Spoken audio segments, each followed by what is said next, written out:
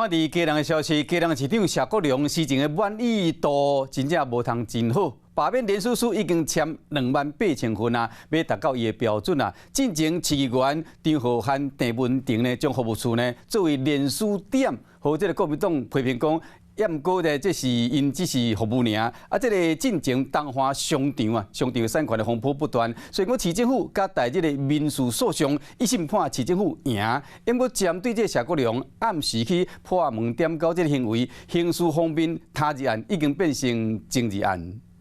这一点爱叫也格式，下礼期再赛。民进党议员张浩涵开出第一枪，提供服务处做连署站。另外一个议员陈文婷也加入，严过2个人的举动，和国民党的立委美讲，根本就是将民主罢免机制当作是政治报复的工具。张浩涵议员在背后，我们就可以看到他是林右昌的子弟兵，包括公民团体的背后，其实满满的痕迹都是民进党。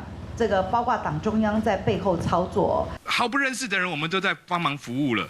那今天一个公民的运动，它正在发生中。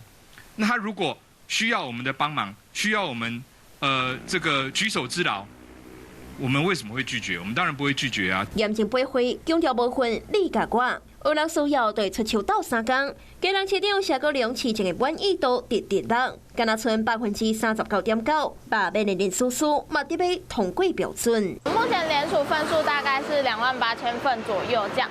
那至于通过门槛，就真的只差一点点。罢免行动仍然进行，虽然正经市府含在这个民事诉讼一审判市府胜诉，也毋过谢国良正经方指控暗时夺取东华广场的点购产权，强制破门点购，红过去的反应。刑事案件嘛为他治案转做政治案，并不代表检察官已经认定市长设有罪嫌，也可能不起诉处分。团队一向依法行政。盼检方公正调查。谢国良个后边将告发，为的是现升级机票发放电动车，涉嫌道理特定的厂商。议员郑文婷也积极分法庭的处理，牵涉到规局绑标。